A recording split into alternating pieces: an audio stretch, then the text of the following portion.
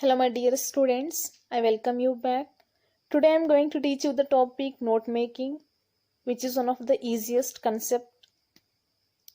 Students, ಇವತ್ತು ನಾನು note making topic ಬಗ್ಗೆ ಟೀಚ್ ಮಾಡ್ತಾ ಇದ್ದೀನಿ.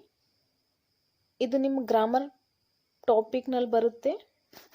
ಅಂದರೆ ವರ್ಕ್ ಬುಕ್ನಲ್ಲಿ work book is separate, text book is separate. Work book ಮತ್ತು ಟೆಕ್ಸ್ಟ್ ಬುಕ್ ಎರಡು ಸಪ್ರೇಟ್ ಇವೆ. Note making it is of 4 marks for your main examination. ನಿಮ್ಮ ಮೇನ್ ಎಕ್ಸಾಮಿನೇಷನಿಗೆ ಇದು 4 marksiಗೆ ಬರುತ್ತೆ. Here you will get easily 4 marks. ಇಲ್ಲಿ ನೀವು ಈಸಿಯಾಗಿ 4 marksಅನ್ನು ತೊಗೊಳ್ಬಹುದು. ಯಾಕಂತಂದರೆ ಇದು ಬಹಳಷ್ಟು ಈಸಿಯೆಸ್ಟ್ ಟಾಪಿಕ್ ಇದೆ. ಹಾಗಾದರೆ ನೋಟ್ ಮೇಕಿಂಗ್ ಅಂತಂದರೆ ಏನಿಲ್ಲಿ? Note means what? Notes. Note ಅಂತಂದರೆ ಆಲ್ರೆಡಿ ನಿಮಗೆ ಗೊತ್ತಿದೆ ನೋಟ್ಸ್ ಅಂತ.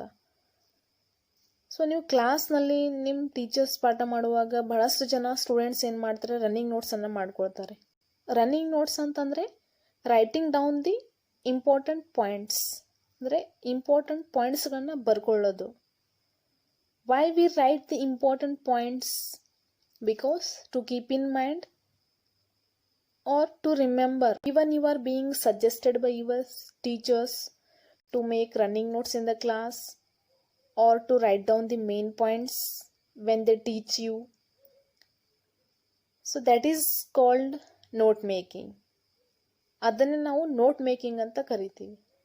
ನಿಮಗಿಲ್ಲಿ ಒಂದು short ಪ್ಯಾಸೇಜನ್ನು ಕೊಟ್ಟಿದ್ದಿರುತ್ತೆ.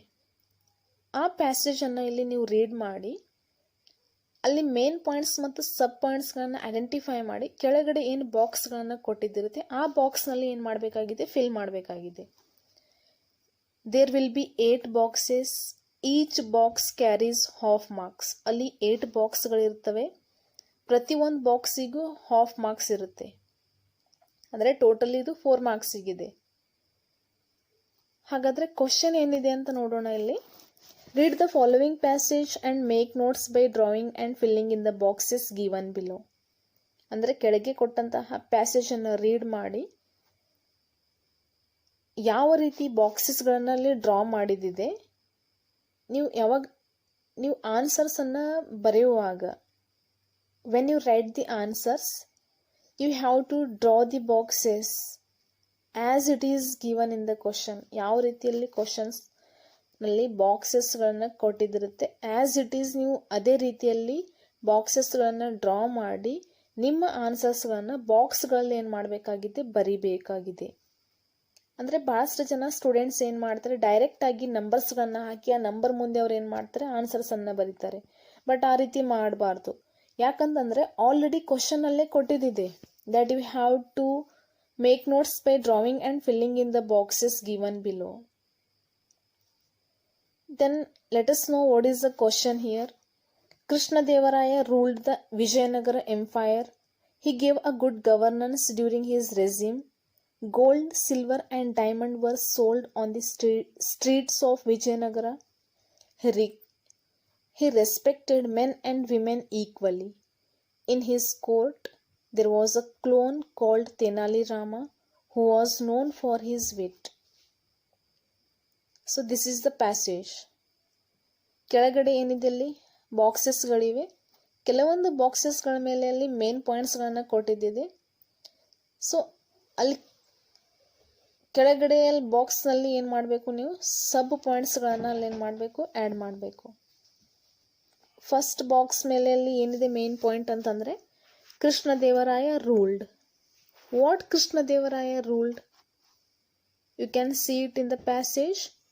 Krishnadevaraya ruled the Vijayanagara empire. ಅಂದರೆ ಫಸ್ಟ್ ಬಾಕ್ಸ್ನಲ್ಲಿ ಏನು ಆನ್ಸರ್ ಬರುತ್ತೆ, the Vijayanagara empire. Next, during his regime, sold. What he sold during his regime? The answer is gold, silver and diamond. ಅಂದರೆ ಸೆಕೆಂಡ್ ಬಾಕ್ಸ್ನಲ್ಲಿ ಆನ್ಸರ್ ಏನು ಬರುತ್ತೆ, gold, third silver, fourth one diamond. Next Krishnadevaraya main point ಇದೆ, ಅಲ್ಲಿ ಕೆಳಗಡೆ bar mark ಇದೆ. ಒಂದು ಸೈಡಿಗೆ ಇಲ್ಲಿ ರೆಸ್ಪೆಕ್ಟೆಡ್ ಅಂತಿದೆ, ಇನ್ನೊಂದು ಸೈಡಿಗೆ ಕೋರ್ಟ್ ಕ್ಲೋನ್ ಅಂತ. ನೀವು ಸೀರಿಯಲ್ ವೈಸ್ ಹೋಗಬಹುದು. 4th ಬಾಕ್ಸ್ ಆದ ನಂತರ ನೆಕ್ಸ್ಟ್ 5th ಬರುತ್ತೆ. Respected means Krishnadevaraya respected.